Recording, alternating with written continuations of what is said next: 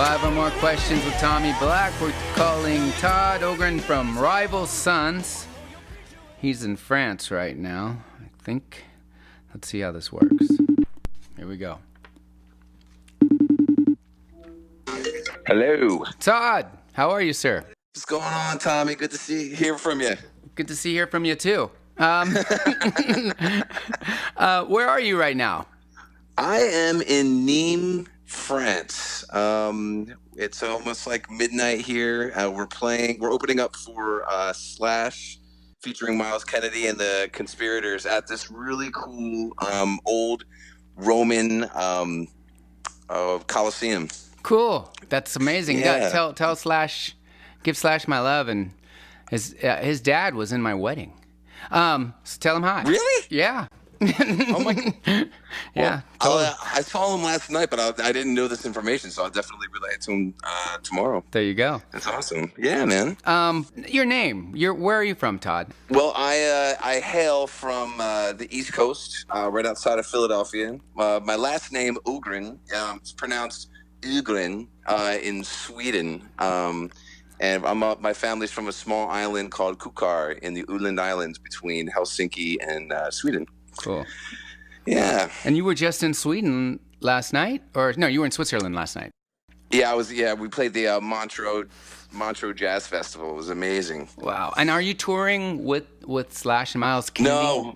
No, we're just doing a couple dates with them. It just happened to cross into like our festival season, and a couple of the headlining shows we're doing this summer. Are they great live right now? Are they sounding awesome? Oh yeah, they kill it, man. They kill it. I mean, the whole band is incredible. Todd Kearns from the bass player, man. That dude, he's so talented. And Brent, and they have their friend Corey out just hailing with a second guitar because the other guy had to go home and do some family stuff. Todd played Viper about 6 months ago, and Slash showed up to see him, and it was it was great. Yeah, it was a good turnout. I mean, that guy, he's a good singer as well as a good, bass player. Man. Yeah. But That's awesome. So where are you going after this? After this, we play tomorrow. Then we have a day off, and I think that we're in Italy. I really don't know. Bummer. There's this app called the Master Tour that a lot of bands use and stuff, and I just try to go from the 3 days out, and then that's it. Tells you when on the bus. What to do, when to load in, when to wake up. Exactly. And then you do the infamous hurry up and wait game. Actually, your tour manager, I believe, is a big Master Tour. Who's tour managing for you right now? Pete Stahl. Yeah, Pete rules. Pete, that's a whole other call. Jeez. Yeah, man, that guy is such a legend. Yeah, and then who's doing front house for you? Neil. Cool, Neil. Yeah, Neil's the Master Tour lover too. Yeah. Yeah. Both of them worked at Viper. It's all Viper over there following you around. Oh, dude. It was so funny when I first started playing with these guys and stuff. Pete was like, "You look familiar." I was like, probably without the beard, you know who I was, because when you and I played together, we always played the Viper Room. So totally, that's cool. Yeah, Pete's awesome. He's cool, coolest guy ever. One of the greatest things ever was when I first started the band. Michael Miley, the drummer, he's like, "Okay, you're in. So you're gonna have to get all your stuff together. Pete Stahl is gonna give you a call. He's your tour manager." And I'm like, wait a minute.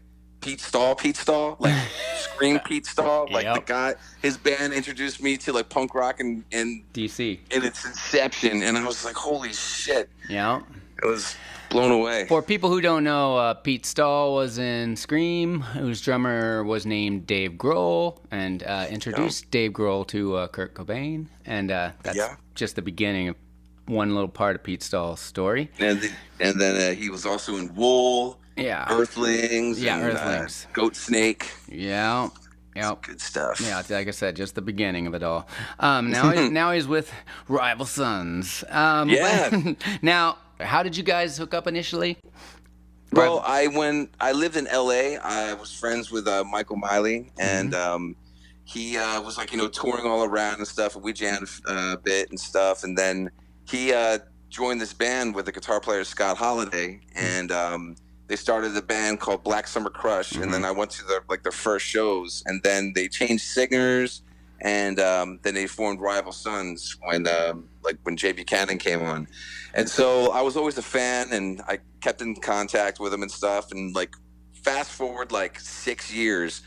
I get a phone call from him. He's like, "Listen, man, we're looking for a keyboard player, and do you want to come out and, fly out to Long Beach and do an audition?" And I was like, "Yeah, of course." Yeah. I didn't want to tour at all with anyone because with my ex-wife at the time, I was like, I just want to spend time at home.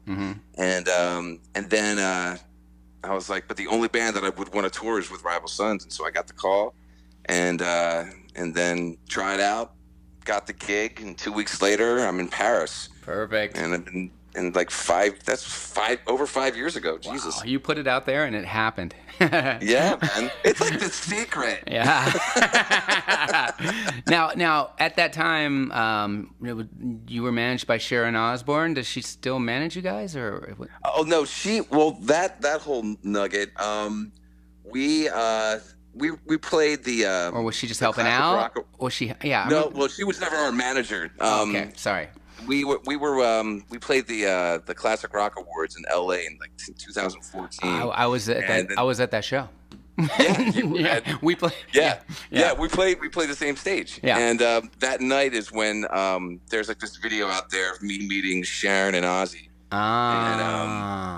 And so then she got in contact with our manager at the time, and then we were on the road with them for 13 months with Ozzy. And yeah. Now, how was it with Black Sabbath? How was it touring with Black Sabbath for 13 months? It was incredible, man. It was amazing. I mean, those guys are such seasoned pros, and going out there and see how they treated their crew and how they act as a band, and how everything is such a tight-knit unit.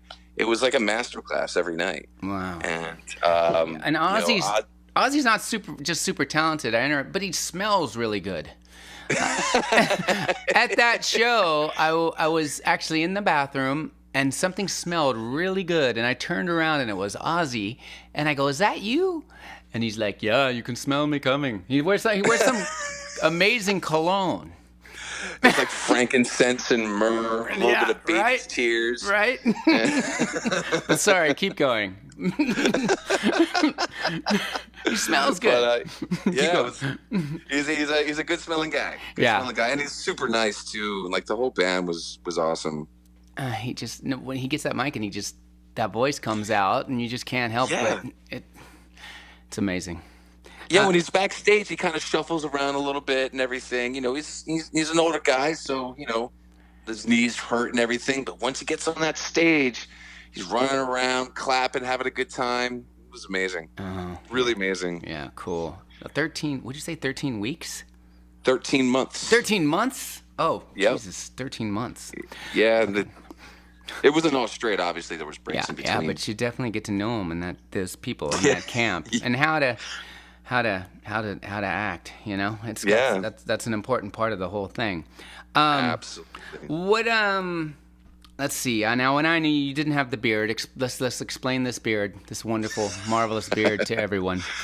Well, when you and I first met years ago, I didn't have a beard. It was brewing, and it was just there. It was like waiting behind the skin. But yeah, one day I was just like, I'm just gonna grow this beard out for a little bit, and then it just started to grow, and I was like, I'll see how long it will go, and it'll eventually stop, but it hasn't stopped. And then now I have no exit strategy. Oh, you're stuck.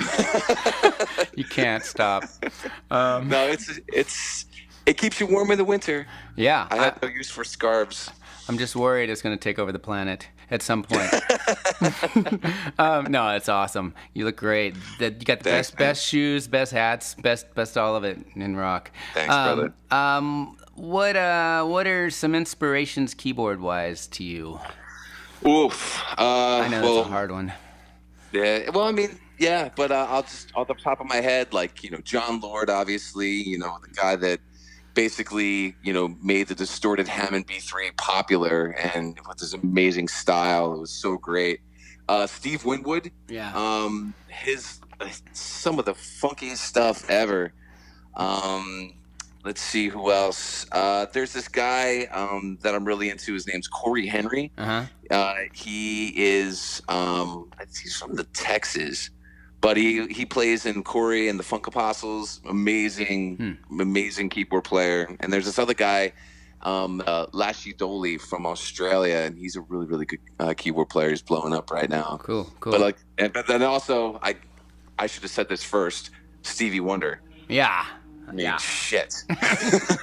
Yeah. All right. I mean, that's a great live band that you're in. I mean, that you're part of. Is it just a pleasure standing there seeing them play every night and being part of that? You know, I mean, it's dude. It's one of the things where you play in different bands, and and sometimes you get along with the people, sometimes you don't, but. I've, developed like a true friendship, like a brotherhood with all the guys, 4 of the guys on stage.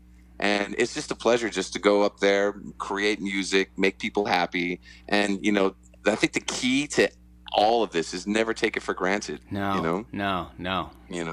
And that's you guys are huge in Europe. I mean, you're bigger in Europe than you are in LA. That's a country, And you all guys are bigger than Europe than the U.S., right? Yeah. Well, I mean, like we do, like I don't know, like 1,000, 1,500, like in the States, whereas in Europe we do like 3,000 to 5,000. Wow. And it's like in the we get better offers in the festivals and stuff. But with our new label, Atlantic, under Low Country Sound, and our new management with Rock Nation, I mean, we had our first #1 in America with our new album, Feral Roots. The song was called Do Your Worst. So we're getting there. Yeah. No, and it's the right way to do it. Do this slow, steady climb, and man. Then you're there longer, Absolutely. The quicker they go up, the faster they go down. You're doing it the right way. You're just climbing and climbing. Exactly. What? Let's see. Do you have any Viper Room experiences you'd like to share? Oh, well, let's see. The first time playing there, when you and I played together, that was pretty rad because I was like a new transplant, into LA, and then I remember going in to loading in and stuff. We're setting everything up. And then you and I were playing and everything, and then all of a sudden, the bass player Tommy puts a pick on my head, and like, and I was like, "What the fuck? What's going on here?" And then take it off, put it back on. It was hilarious. Just man. Messing with you throughout the set. Sorry about that. Sorry. No, man, you gotta have fun on stage. I'm less ornery in my later years. Sorry, I don't even. No, it was cool. It's horrible. What? Any other? Wow, that's funny. I remember. Any like club adventures or any? I remember you came one time and you wanted to bar back at the club, and I'm like, really? Well, yeah, that was the recent time I came in to see you, and you were just like, hey, I'm like busy and blah blah blah, and I saw all the the glasses on the bar and everything, and for me being like bartenders and whatever, being in the service industry like years ago, I was like, I gotta help out. This is like this. I can't let this happen. That's funny. So my OCD kicked in and helped you out. You didn't tip me though, damn it. Oh, but you did give me. You gave me some good whiskey though. The tips in the mail. You haven't got. But what else? I don't know. So touring the different areas that you're touring. What's your there's no favorite, of course, but I mean, what's some big memorable shows you've had out there that you can like milestones? Oh, well, playing the Roundhouse in London, that was our headlining show there. That was pretty great. We played there twice. And it's part of the country. I love Scandinavia. Yeah. Like Norway, like Oslo and cool Stockholm. People, good music. Yeah. I mean, everyone is like, beautiful. Yeah, Lilyhammer. Remember my Lilyhammer reference? Yeah, there you go, Lilyhammer. But I guess like some of the bucket list stuff. I mean, especially when we toured with Black Sabbath. I mean, we played Madison Square Garden and these huge arenas, and like down in South America in Sao Paulo, we played in front of like 75,000 people. South American fans are the most passionate fans. Oh my God! Yeah, where do they get it? Where do they get it? Well, dude, you've toured like all over the place too, and like with like how do you feel about like a European audience versus, or in comparison or in contrast to American audiences? You're turning this around on me. I just want to get your take on it, because you and I never had this conversation. South America, they just go crazy, and it was raining, and this big venue was leaking, and it was. The walls were breathing, and everyone was just climbing the walls, and it was all hot and muggy in there, and there was like a shipwreck or something going. I was crazy. It was just out in the bay, some boat wrecked full of chemicals, and it was a big thing, and it was just some weird stuff was going on, and it was a great show. But now South America is probably they're pretty passionate. They love their rock, but I mean anywhere different. You know how it is. You like to explore. Do you take advantage? I mean, do you go on little field trips when you have some downtime and explore? Yeah, definitely. I mean, like I said, we're in Nîmes today, and so I got to walk around the city, and got some just people watching and checking out a couple of cathedrals, some parks and stuff. Cool. When you can, I mean.